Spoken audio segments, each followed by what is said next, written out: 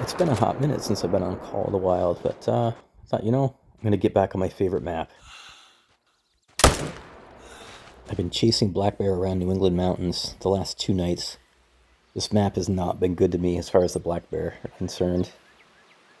It's always been good to me with whitetail, and I actually found two max weight whitetail tracks here just east of Concord Lake.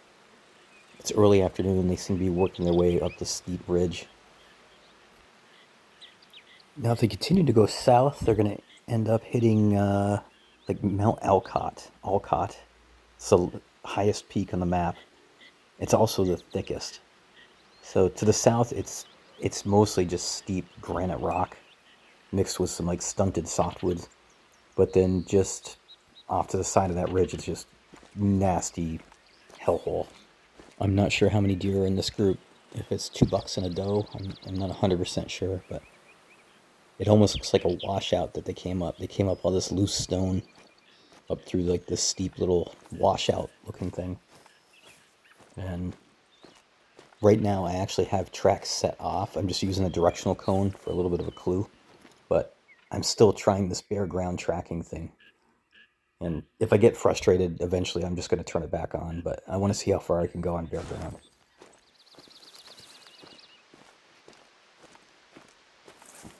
Ooh, like right there. See, it's like there's this track, 187 to 220 pounds.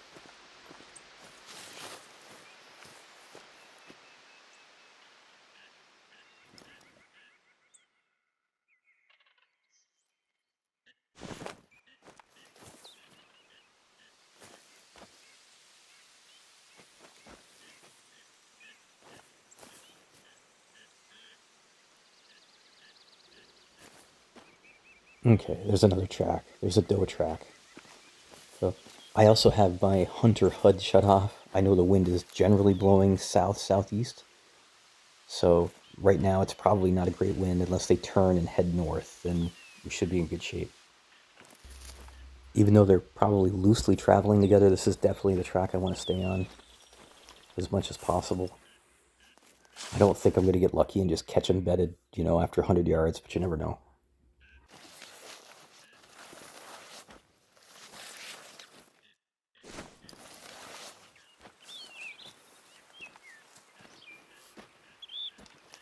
It's definitely going to get thicker the more we climb if they end up going up. What's that right there? It's a cow moose. I can't see it. The binoculars, it's about 100 yards in there, but there's no way I can even see it.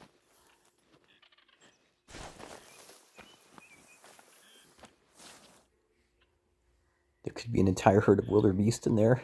You'd never know it. It's going to be really hard to pick out a whitetail in there, and you might catch a glimpse of them running. All right, moose, get out of my way. We're coming through. All right, we've worked up maybe another 75 or 100 yards. We're just about to break into the madness up in here. I seem to have temporarily lost the tracks. I don't know if they kept going south or if they turned hard and went north. So I may give in and have to put the tracks on as much as I don't want to, but it's so thick. Let's see, if I was a giant whitetail, where would I be? I probably wouldn't be up here at the top of the highest mountain. I'd probably be bedded down behind a 7-Eleven somewhere watching the traffic go by. If they go up Mount Alcott, it's almost impossible to climb. If they go a little further north, it's almost impossible to see. So either way, it's going to be fun in the beginning here.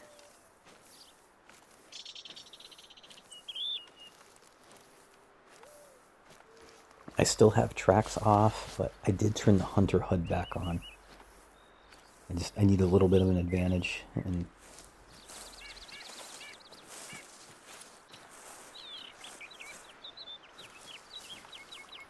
so I haven't seen their tracks in about 100 yards.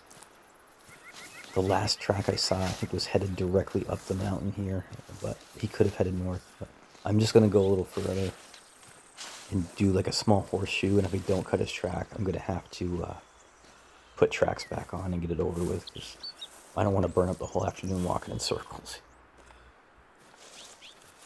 And actually, even after all this effort, if I catch up to him, out of 2 max weight buck tracks, I'm hoping one of them might be like a decent diamond potential. But the last 2 big buck tracks that I found, one was a level 3 troll and the other was a level 2 that had a lot of potential, and he was also not a troll, but he didn't make diamond. So I got trolled by a moose. Had a lot of trolls lately, so I'm due for a big diamond.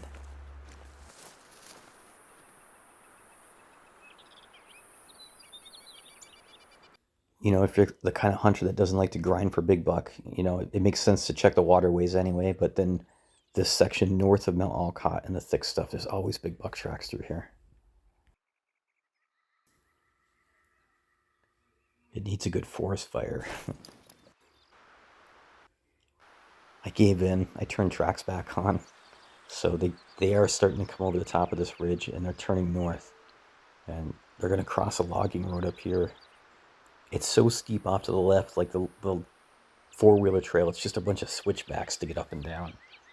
I don't see any obvious rest zones that they're going to. I'm pretty sure I don't have a zone for these deer.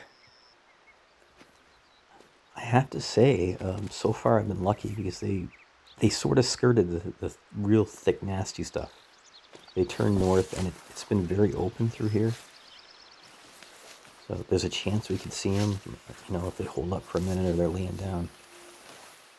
The wind is just about perfect from what I can tell, assuming they're out in front of me right now. And it's still early enough in the day where there's really no pressure to rush it. You just take your time and just assume they're laying down. It's funny, they hugged this giant granite rock. Now that I've got tracks on, I'm just going to stay really close to the tracks. Basically just stay on top of them. They should be crossing that little four-wheeler trail up here. Let's see if they do something different or if they just keep heading north.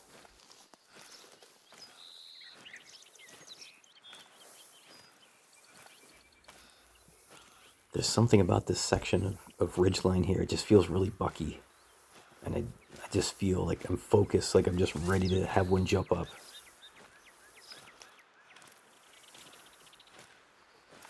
The freedom of this game is one of the things that I love about it. Like, everybody has their own unique experience when they're hunting. It's not like a platform game where everybody has, identical levels to get through and whatnot. Like, everything here is so subjective, and it's such an open world.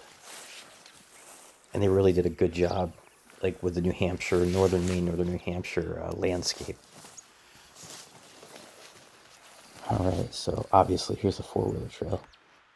A lot of times when the tracks seem to stop for a minute and it's just droppings, a lot of times you have to like find the track again. Sometimes they turn, they change direction.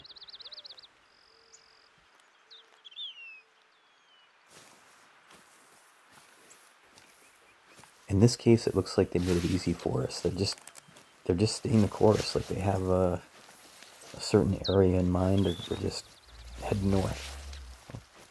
If they keep going this way and they drop back down the backside of this ridge, we might have an advantage. It's funny too, we've gone a long ways and I haven't seen a moose, a bear, a rabbit. It's just been me and 3 deer tracks. We're probably, I don't know, 30 minutes behind these deer, an hour behind them, I'm not sure. But this open, sprucey knob area, it feels like a perfect spot to get a shot. There's a lot of different firearm types in this game now, but it's a lot of fun to get the old Corman muzzleloader out. It's based on the New Hampshire Woodman Arms muzzleloader inline. And it's just something fun about having one shot and the smoke after and having to reload. And it ups the game a little bit more, So it looks like 2 of the deer took the easy route. And the big buck track, at least one of the big buck, is taking the harder route. He's going through the thick stuff. So I'm just going to stick on him. Like I say, I don't know what either one of them look like. They could be small, max weight bucks, but I'm just going to go with the one that's being a little more cautious.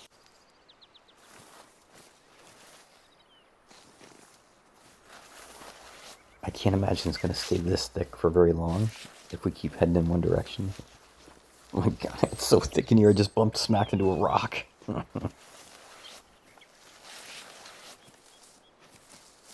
It's thick, but it's just low enough in here where if a deer stands up, I could get a quick shot.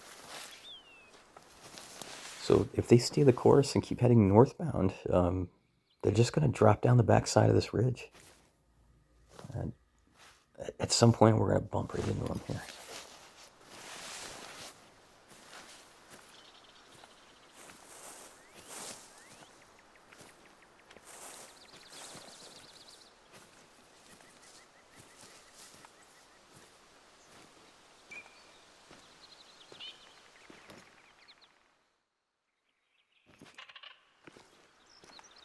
I don't want to get discouraged, but I can see where at least this big buck has kind of done some loops. I don't know if he went and cut back to the left. If he went back up into the thick stuff, then the wind is bad and they're gone. I'm hoping they just kept going down.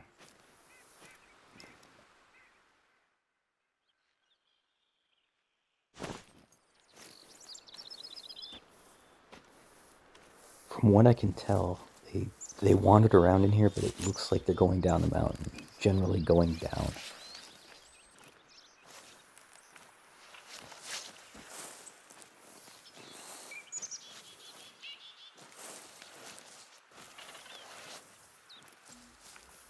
It's beginning to get a little late in the day. It's got to be 1600, 1630. There's one little like inlet of beaches down there. And I'm hoping they're headed into that open stuff. We'll catch them before they get up again and start feeding.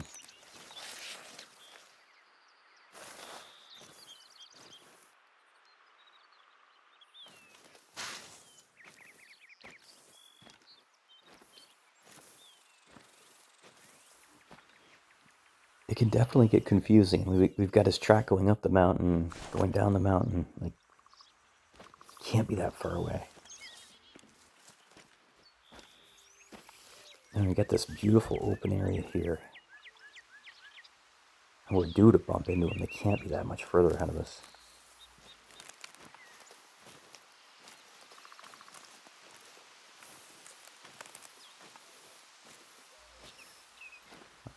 It's confusing. We got his track going straight back up the mountain.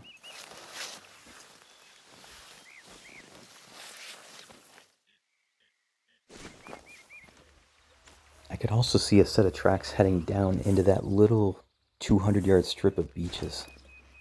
So I'm going to head down in that direction.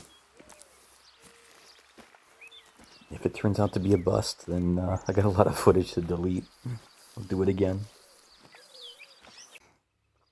I just got their rest zone in the beaches. Both of those bucks are monsters. They're laying together there in the beaches. But one of them, his rack, it's the widest rack I've ever seen in Call of the Wild without being a great one. It's a phenomenal rack. One thing I'll never do again is shoot at a bedded trophy animal. It seems you're just taking too much of a gamble. Just want to put the scope on him for a minute. I'll just wait him out. Or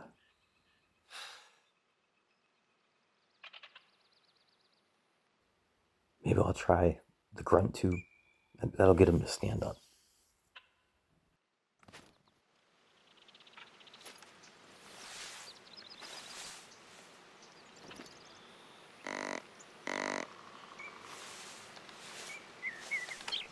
That definitely got their attention. I can't tell if the wide rack one went to the left. That's definitely him on the right. That's him right there. I don't want to take a risky shot with this one. I'm just going to wait him out. I can hear the others going off to my left, and he's just hanging back. Keeps kind of swiveling his head around. He's definitely the older, smarter buck. Oh, here we go. What a phenomenal rack. The only thing that would make it better was like one drop tine. Just one drop tine. All right, let's see what happens.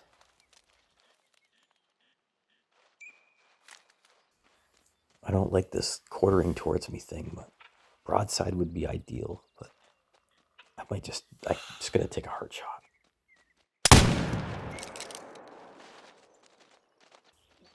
Oh my God, I don't see him. He's down. He's down. It must have been a hard shot. I mean, he dropped. I can't wait to see the stats on this thing. He's got to be over 200 pounds. He might be 270 inches. I don't know. He's huge.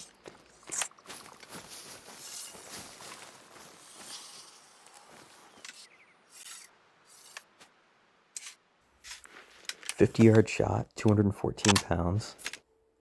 Heart, right lung. So the total inches on each antler, both sides are 54.18 inches. So he's basically symmetrical, perfectly symmetrical. He's got a 20-inch inside or tip-to-tip spread, but his overall spread is 40 inches. I mean, that's like a small moose or a big mule deer. It's a very unique rack. I know it's the widest buck I've ever shot in Call of the Wild. Other than maybe a great one. All right, we got him mounted. I'm not going to waste any more time. I'm just going to throw him in the lodge, take one last look at him, and probably go back to hunting bear. It was a long day at work. I just wanted to come home and try to find a diamond black bear on this map. Cut this guy's track, and it turned into an entirely different experience, but it was a lot of fun. The black bear will have to wait until tomorrow night. Hopefully I can make that happen.